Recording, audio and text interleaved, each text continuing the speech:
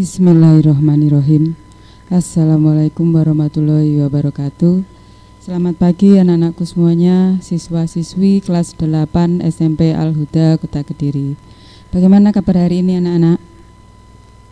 Ya, semoga semuanya dalam keadaan sehat ya, sehingga bisa mengikuti pembelajaran online pada hari ini.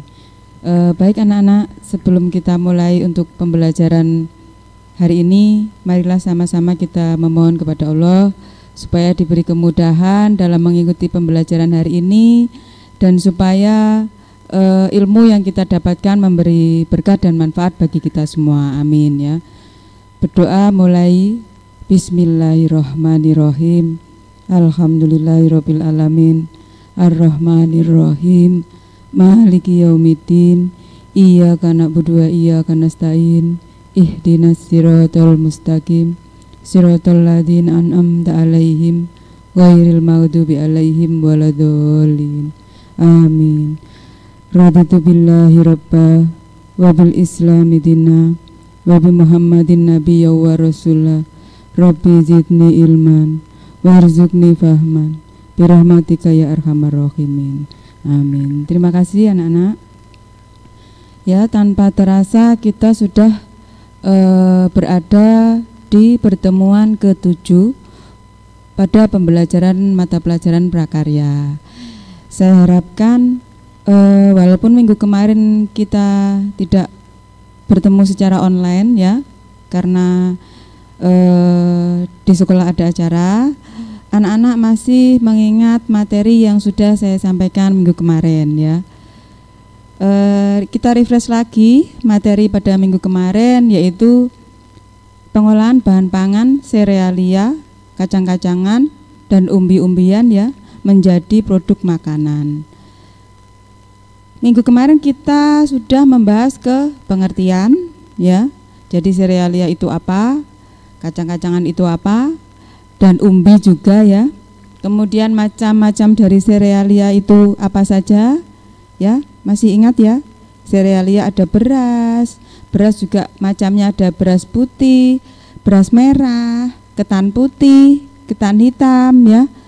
Kemudian ada jagung juga masuk di serealia. Kemudian kalau kacang-kacangan apa? Ya, kacang tanah, kacang hijau ya. Kemudian kacang merah, kacang mente. Yang dari luar negeri kacang almond ya. Jadi banyak sekali macamnya. Yang umbi, ya ada ubi jalar, ada singkong, kemudian ada umbi kentang, dan juga umbi talas ya.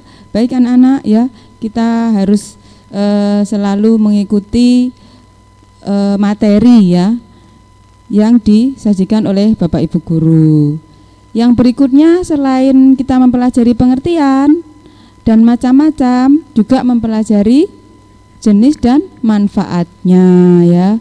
Bagi Anda yang sudah lupa dengan materi minggu kemarin, nanti silakan dibuka lagi di akun Facebooknya kembali ya. Jangan lupa untuk mencatat di buku tulis, termasuk untuk yang materi hari ini ya. Oh iya, mengingatkan tugas ya, yang belum menyelesaikan tugas diharapkan untuk segera mengumpulkan ya, terutama yang tugas pada pembelajaran aspek kerajinan kemarin ya. Saya ingatkan lagi. Kemudian yang belum menyelesaikan evaluasinya juga ya, di link yang sudah disampaikan ke anak-anak semua. Di scroll lagi ya, untuk mapel prakarya tugas-tugasnya apa. Tetap itu nanti dikumpulkan sebelum pelaksanaan ujian tengah semester. Baik, kita lanjutkan ya untuk materi hari ini.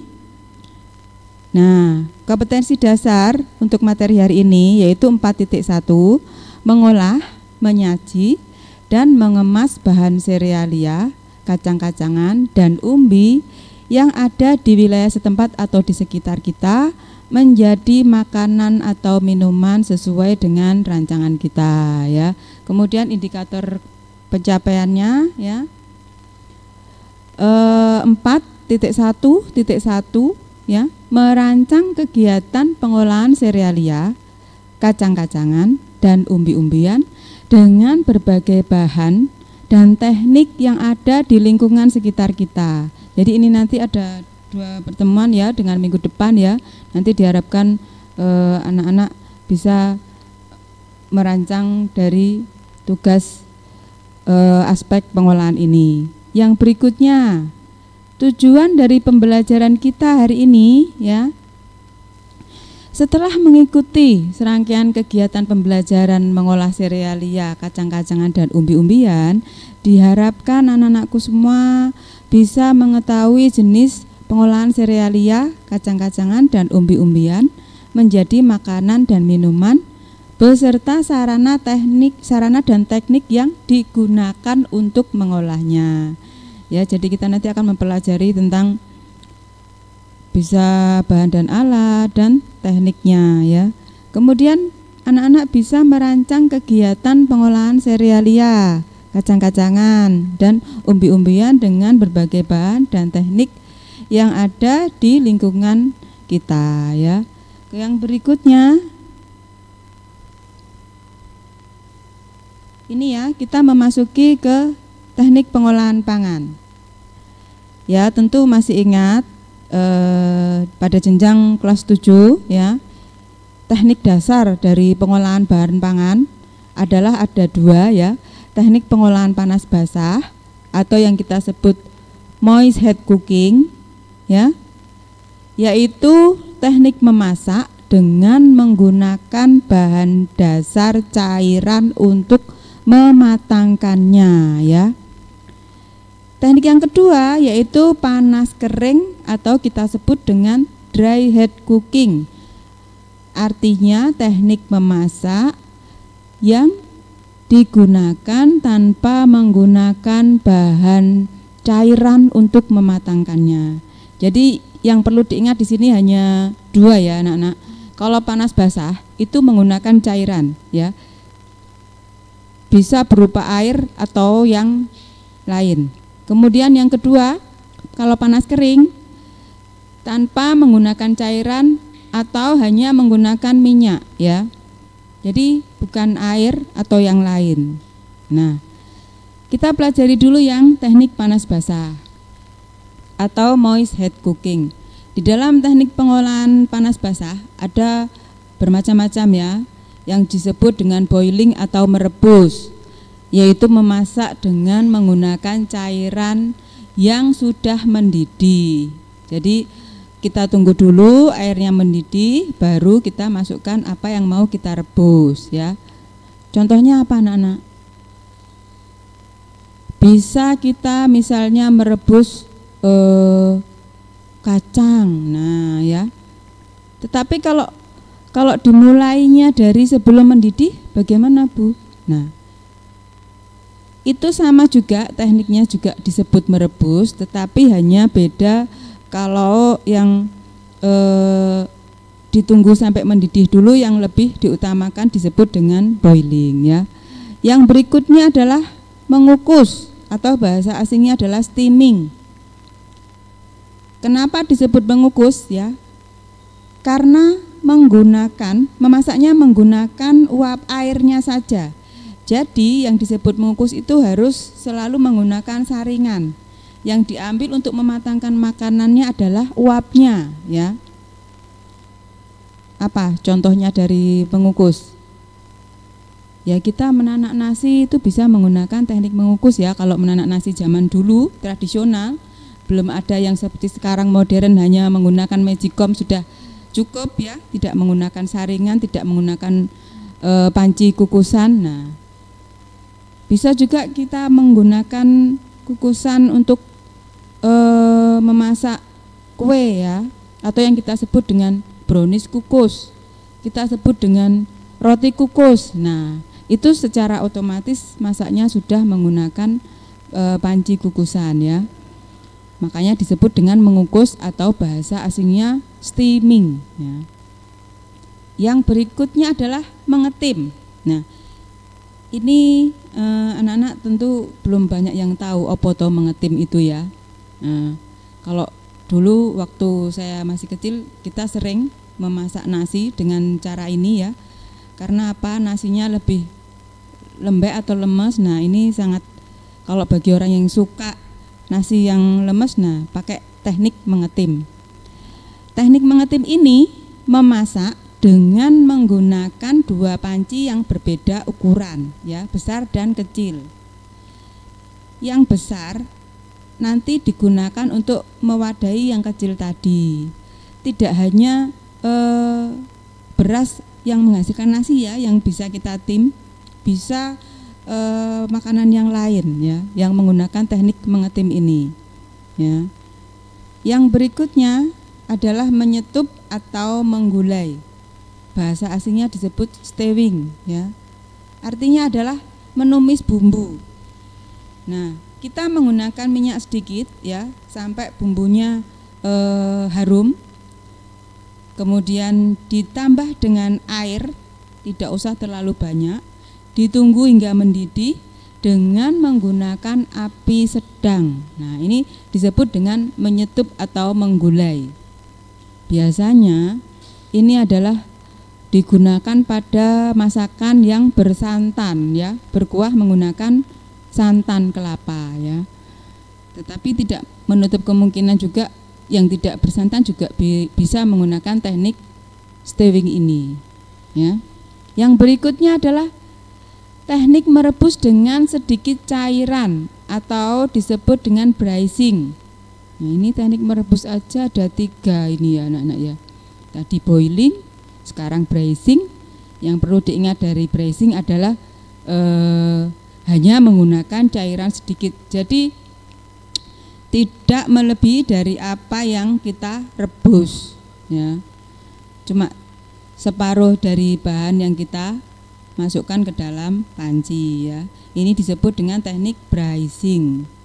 Yang terakhir adalah poaching, ya. Teknik merebus dengan menutup bahan pangan. Ini kita gunakan misalnya untuk merebus sayuran, ya. Jadi kita tutup walaupun hanya sebentar, ya, sampai 1 kali mendidih langsung kita angkat. Nah, anak-anak, ya, diperhatikan yang perlu diingat pada moist head cooking atau teknik pengolahan basah, yaitu selalu menggunakan cairan untuk mematangkannya, ya. Nah, yang berikutnya teknik panas kering atau dry head cooking. Tadi sudah saya sampaikan, yang panas kering ini adalah teknik memasak tanpa menggunakan cairan, jadi tidak pakai air, ya. Yang pertama adalah memanggang atau disebut dengan baking. Memanggang ini menggunakan alat yang kita sebut sebagai oven, ya. Kenapa disebut memanggang? Karena teknik ini membutuhkan panas dari segala arah. Kalau kita menggunakan kompor kan hanya dari bawah saja, ya. Tetapi kalau kita pakai oven, jadi dari samping, kanan kiri, dari atas semuanya akan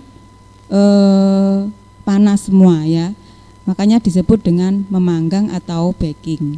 Biasanya diterapkan pada pembuatan apa? Roti, ya, bakery. Nah, ya. Kemudian bisa juga ayam panggang. Nah, ya. Intinya adalah teknik memanggang. Ya, yang kedua adalah membakar atau bahasa asingnya grilling, ya, yaitu memasak dengan api langsung. Anak-anak tentu sudah tahu ini, ya. Bisa aja yang dibakar jagung. Kemudian sate, ya, sate ayam, sate daging. Nah, yang kita pelajari adalah tekniknya, ya. Kalau panas kering tanpa menggunakan cairan untuk mematangkannya, ya. Kita lanjutkan dengan menggoreng. Menggoreng di sini ada 2 teknik. Yang pertama disebut dengan deep frying, yaitu menggoreng dengan menggunakan banyak minyak. Jadi apa yang kita goreng semuanya masuk ke dalam minyak, ya. Contohnya goreng apa? Goreng tahu, goreng tempe, ya. Kemudian yang kedua adalah shallow frying atau menggoreng menggunakan sedikit minyak. Nah, ini contohnya apa, anak-anak? Menumis tadi ya, atau menggoreng telur. Nah, minyaknya kan tidak perlu banyak-banyak ya. Atau bisa juga pakai margarin ya. Nah, ini adalah yang kita sebut sebagai shallow frying. Baik ya, kita lanjut ke slide berikutnya ya. Setelah teknik pengolahan, kita masuk di tahapan pengolahan. Apa saja tahapan pengolahan bahan pangan serealia, umbi-umbian dan kacang-kacangan? Intinya adalah sama ya anak-anak. Yang pertama adalah tetap diperlukan adalah perencanaan yang di dalamnya meliputi identifikasi kebutuhan. Jadi perencanaan di sini maksudnya adalah kita mau membuat olahan bahan apa? Apakah serealia, apakah kacang-kacangan, atau umbi-umbian ya. Kemudian identifikasi kebutuhannya. Misalnya kita ambil kacang-kacangan. Nah, yang kita perlukan kacang apa? Nah, ditentukan dulu, direncanakan dulu. Misalnya mau membuat bubur kacang hijau. Nah, ini yang disebut dengan identifikasi kebutuhan. Ide gagasannya. Nah, kacang hijaunya tadi mau kita apakan? Nah, ya. Mau kita buat bubur atau mau kita buat bakpia atau mau kita buat minuman ya, misalnya jus kacang hijau, es kacang hijau. Nah, jadi di sini masuk di perencanaan. Kemudian setelah kita rencanakan, kita masuk ke pelaksanaan atau pembuatan yang meliputi persiapan alat dan bahan, lalu proses pembuatannya. Di sini yang termasuk dalam pelaksanaan, yang pertama adalah persiapan alatnya. Nah, kalau kita sudah menentukan mau membuat bubur kacang hijau tadi ya, kira-kira alat apa saja yang kita butuhkan?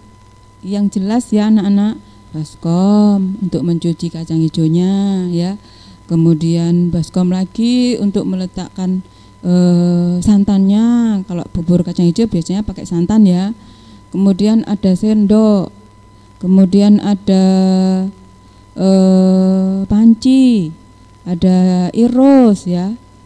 Kemudian alat yang lainnya misalnya piring mangkok sajinya atau perlengkapan yang lain.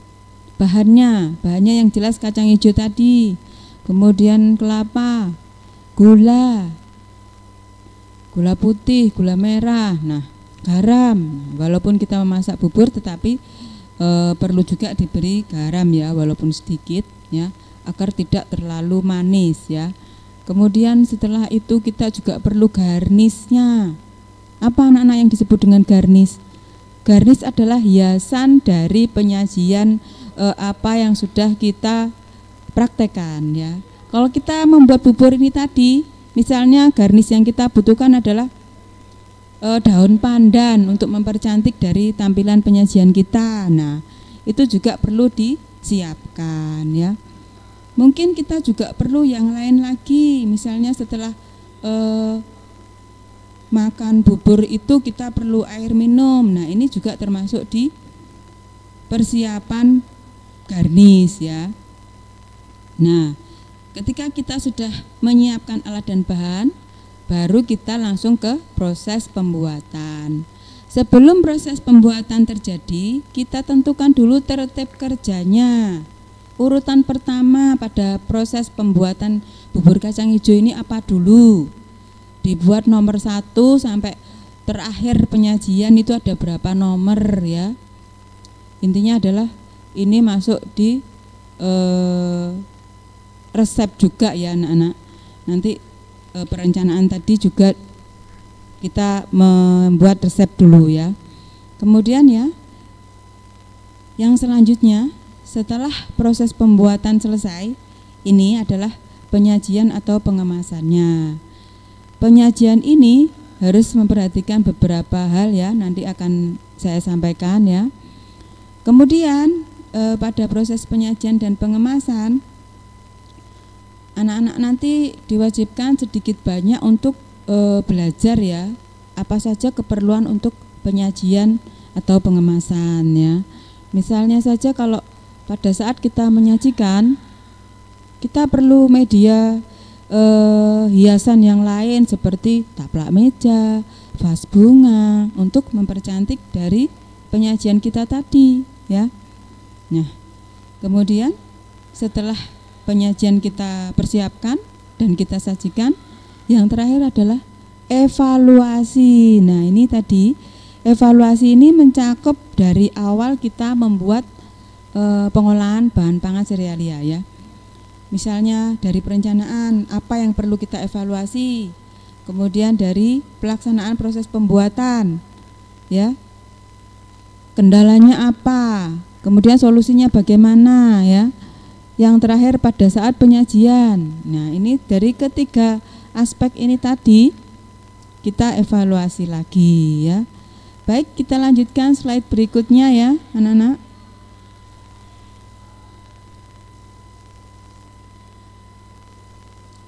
Ini adalah hasil pengolahan serealia ya. Ini contoh ya anak-anak. Misalnya pengolahan serealia itu ada beras, kemudian jagung, kemudian gandum ya. Ada juga sorghum ya. Kita lihat yang beras dulu. Nah, apa hasil olahan dari serealia berupa beras? Nasi ya. Nah, nasi di sini banyak sekali yang hasil yang bisa kita olah ya. Nasi adalah makanan pokok kita ya anak-anak. Di sini ada nasi uduk, kemudian next. Nah, nasi kuning ya, kemudian ada nasi goreng, ada juga beras yang kita buat jadi lontong ya. Kemudian bisa juga jadi bubur. Nah, bubur ayam, banyak sekali ya hasil pengolahan serealia berupa beras ya. Kemudian ada juga yang bisa diolah menjadi apa anak-anak? Rengginang. Nah, rengginang juga dari beras juga ada ya, dari ketan juga ada. Nah, kemudian ketan juga bisa diolah menjadi macam-macam makanan ya. Misalnya ketan putih, ketan hitam yang hanya dinanak gitu aja bisa langsung kita konsumsi ya. Hanya tinggal nambahi parutan kelapa. Nah, kita juga sudah bisa menyantapnya ya. Itu tadi yang dari hasil pengolahan dari serealia. Kemudian kalau hasil pengolahan dari jagung apa? Next. Ya, ini contohnya ya, nasi jagung. Ini memasaknya sama seperti kita masak nasi ya. Bisa dicampur dengan beras sedikit. Kemudian pelengkapnya atau lauknya sesuai dengan selera kita ya. Ada yang dengan sayur lodeh, kemudian ada yang dengan apa urap-urap ya disebut ya. Nah, ini olahan dari jagung. Tidak hanya nasi jagung saja, bisa juga menjadi puding, bisa juga menjadi roti atau kue ya. Bisa juga menjadi tepung. Nah, ini banyak sekali hasil pengolahan serealia berupa jagung. Yang terakhir adalah gandum ya. Kalau di negara kita gandum hanya diolah menjadi roti ya. Kemudian mie ya. Ada juga yang menjadi pizza ya. Pizza dari gandum juga banyak ya, ada juga. Yang selanjutnya adalah hasil pengolahan kacang-kacangan. Nah, kacang-kacangan tadi ada apa saja ya? Yang kita bahas di sini adalah kacang tanah dan kacang hijau ya. Sebenarnya masih ada lagi ya, kacang almond, kemudian kacang merah ya.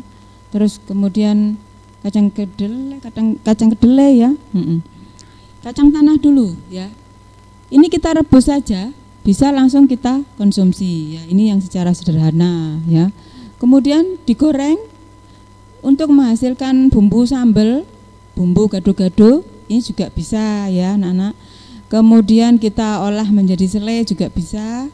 Ada yang ini diolah menjadi enteng-enteng ya, pada gambar itu ya. Kemudian kacang telur, kacang panggang, banyak sekali ya hasil pengolahan dari kacang-kacangan. Yang berikutnya adalah kacang hijau. Next, ya.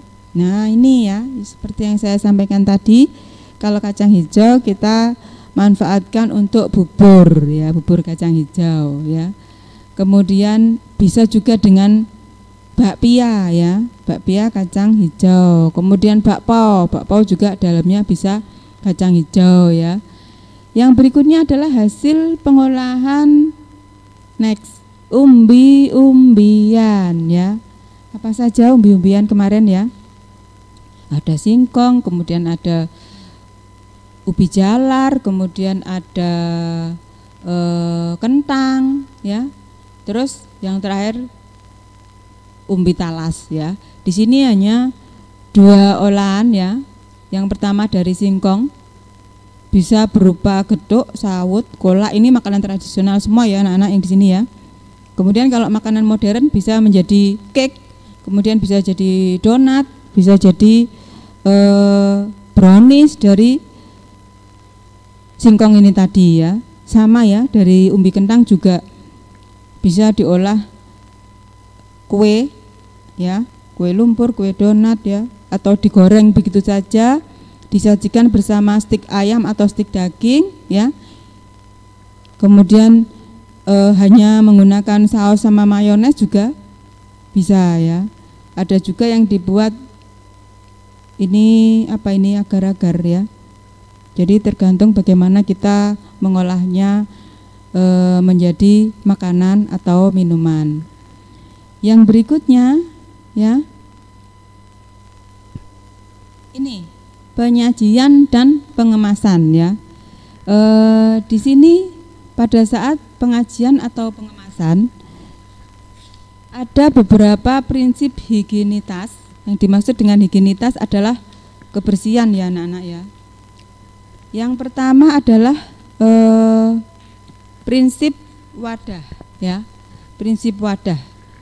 Yang dimaksud dengan prinsip wadah adalah makanan yang kita siapkan atau yang kita sajikan diusahakan dalam keadaan tertutup ya, atau jika itu terbuka kita segera apa ya anak-anak, menyantapnya, dalam artian tidak terlalu lama kita biarkan tanpa ditutupi ya. Kalaupun kita tidak segera untuk mengonsumsinya, kita beri tutup dulu ya. Ini adalah prinsip yang pertama. Prinsip yang kedua adalah prinsip kadar air. Yang dimaksud di sini adalah penempatan makanan yang mengandung kadar air tinggi atau dalam arti yang berkuah ya, baru dicampur pada saat menjelang dihidangkan. Nah, ini untuk apa? Mencegah makanan cepat rusak. Jadi misalnya contohnya adalah seperti bakso ya. Kemudian apalagi ya? Soto. Nah, ini diusahakan kuahnya dipisah. Ketika mau disajikan baru kita tuang ya. Pada umumnya makanan berkuah akan lebih mudah basi. Ini tolong diperhatikan. Kemudian prinsip yang ketiga, prinsip bahan makanan dapat dimakan. Maksudnya adalah makanan tidak membahayakan kesehatan ya. Seperti tidak terlalu banyak pengawet, menggunakan bahan pewarna makanan, bukan pewarna tekstil atau pewarna yang lain ya anak-anak. Kalau untuk makanan ya kita menggunakan pewarna untuk makanan ya. Jadi tidak membahayakan jika dikonsumsi ya. Dan menggunakan bahan-bahan berbahaya lainnya, misalnya pengawet yang lain seperti borak ya. Itu nanti akan sangat berbahaya untuk dimakan. Jadi tolong kita tidak menggunakannya ya. Kemudian prinsip keempat adalah prinsip panas. Artinya setiap hidangan makanan disajikan masih dalam keadaan panas, sehingga ini membuktikan hidangan masih segar ya. Ini adalah prinsip higienitas ya dalam penyajian. Kemudian yang berikutnya adalah prinsip alat bersih. Setiap alat yang kita gunakan ya, seperti panci, piring, gelas, mangkok, sendok, pisau, ya. Kemudian kalau menggunakan telenan juga telenan, ya. Menggunakan saringan juga harus semuanya dalam keadaan bersih, ya. Bersih artinya sudah dicuci dengan cara yang higienis. Misalnya di bawah air mengalir. Nah, ini ya. Kemudian tujuannya untuk mencegah penularan penyakit dan memberikan penampilan yang estetis. Estetis itu apa, anak-anak? Keindahan, ya. Jadi kebersihannya dulu yang diutamakan, ya, menggunakan alat yang bersih, ya. Kemudian yang terakhir, prinsip penanganan makanan. Artinya dalam menyajikan makanan, ya, hendaknya hindari kontak langsung dengan tangan. Nah, ini maksudnya bisa pada saat kita memasak, kalaupun tidak bisa menggunakan sarung tangan, ya, diharapkan mencuci tangan terlebih dahulu, ya. Hal ini bertujuan untuk apa? Mencegah kontaminasi bakteri dan penampilan kita agar lebih baik, ya. Jadi anak-anak, pada saat penyajian dan pengemasan kita harus memperhatikan prinsip-prinsip higienitas atau kebersihan, ya. Jadi nanti tolong ketika pada saat pelaksanaan praktek memasak dalam penyajian ini kita terapkan, ya. Selanjutnya, ya. Ini rasa setiap masakan memberi fungsi fisiologis kepada kita, ya. Contohnya misalnya rasa makanan, rasa manis, ya, ini akan memberikan energi kepada kita. Contoh kita makan nasi itu anak-anak, ya. Nah, itu kan mengandung karbohidrat. Ya, nasi itu sebenarnya rasanya manis, ya. Jadi akan memberikan energi kepada kita, ya. Kemudian yang kedua, rasa asam. Rasa asam ini menunjukkan bahwa makanan mengalami fermentasi bahkan basi, ya. Mungkin diawetkan, ya anak-anak. Jadi cenderung rasanya asam, ya. Sehingga kadang-kadang berasa basi padahal sebenarnya itu tidak basi, ya.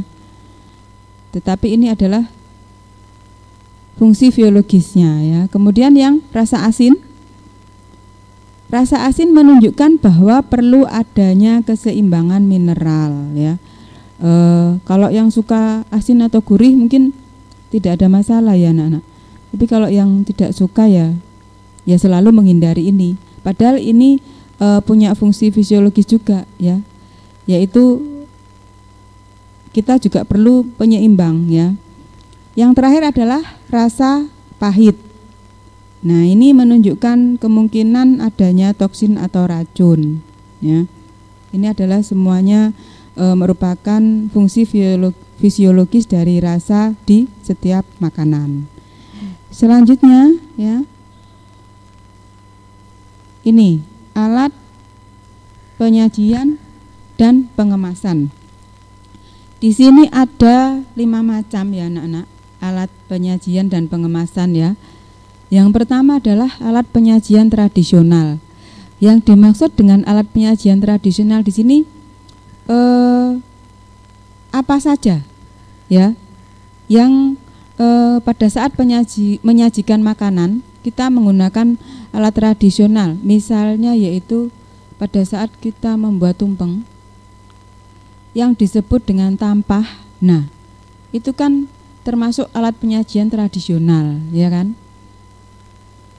Tampah dibuat dari bambu, ya. Tidak hanya tampah saja, misalkan yang lain piring lidi itu, ya anak-anak, ya. Piring bambu itu juga bisa kita buat sebagai alat penyajian tradisional. Kemudian tempat nasi atau bakul dari bambu. Nah, intinya adalah kalau alat penyajian tradisional kebanyakan dari bambu atau kayu, ya, atau rotan. Nah, itu disebut alat penyajian tradisional. Yang kedua, alat penyajian modern. Zaman sekarang banyak sekali anak-anak ya, alat penyajian modern ini. Bisa dari stainless ya, bisa mangkok, kemudian bisa loyang, kemudian bisa baskom ya, atau yang sering kita lihat pada saat kita menghadiri pesta ya anak-anak. Nah, kita sudah lihat di situ kalau prasmanan itu ada kompor sekaligus alat penyajinya, misalnya seperti panci itu ya yang sudah ada apinya. Nah, itu kan termasuk alat penyajian modern ya. Kemudian ada juga sekarang yang lebih menarik lagi ya anak-anak, tidak hanya stainless tetapi juga yang keramik atau marmer ya. Banyak sekali alat penyajian modern. Kemudian kaca atau apa itu ya, intinya adalah antara tradisional dengan modern banyak sekali perbedaannya ya. Kemudian yang ketiga adalah kemasan tradisional. Yang dimaksud dengan kemasan adalah pembungkusnya ya anak-anak. Kalau yang tradisional yang sering kita jumpai adalah daun. Ada dua macam daun yang bisa digunakan untuk mengemas ya, mengemas makanan. Yang pertama adalah daun pisang ya. Yang kedua adalah daun jati. Nah, tadi ketika kita menggunakan alat penyajian tradisional tampah tadi untuk tumpeng, selalu dilengkapi dengan kemasan tradisional yaitu daun pisang ya anak-anak. Bisa dibuat bermacam-macam bentuk untuk mempercantik dari penyajian tumpeng tadi ya. Kemudian selain daun pisang, contoh yang lain tadi daun jati ya anak-anak. Kalau kita memperhatikan kue basah mulai mendut, kemudian lemper, kemudian nogosari. Nah, itu dibungkus menggunakan kemasan tradisional ya. Atau satu lagi itu ya, kita sebut dengan janur itu ya, yang kita buat ketupat. Nah, itu juga termasuk kemasan tradisional ya. Kemudian yang kemasan modern, yang keempat ini banyak sekali juga sekarang anak-anak. Ada styrofoam, kemudian ada plastik, bahan plastik ya, mika plastik, kemudian ada mika yang bawahnya coklat itu ya. Kemudian ada ini apa yang baru ini disebut tin wall ya anak-anak. Itu juga termasuk kemasan modern ya. Kemudian kalau kita mengukus agar supaya bahannya lebih bagus menggunakan aluminium foil. Nah ya anak-anak, yang terakhir adalah pengemasan, alat penyajian atau pengemasan yang dimodifikasi. Ini adalah campuran dari tradisional dan modern. Nanti silakan bisa dipilih sendiri ya anak-anak untuk alat penyajian atau pengemasan ini. Baik, untuk materi hari ini ya, saya rasa cukup ya anak-anak. Nanti kalau masih bingung bisa langsung WA ke nomor saya atau ke Bu Pipit ya. Anak-anakku semuanya, semoga ilmu yang kita pelajari bersama hari ini bisa bermanfaat bagi kita ya. Sekali lagi jangan lupa untuk mengerjakan tugas-tugas dari Bapak Ibu Guru. Tetap semangat ya anak-anak. Sekian dari saya, kurang lebihnya Ibu mohon maaf. Wabillahi taufik wal hidayah. Wassalamualaikum warahmatullahi wabarakatuh.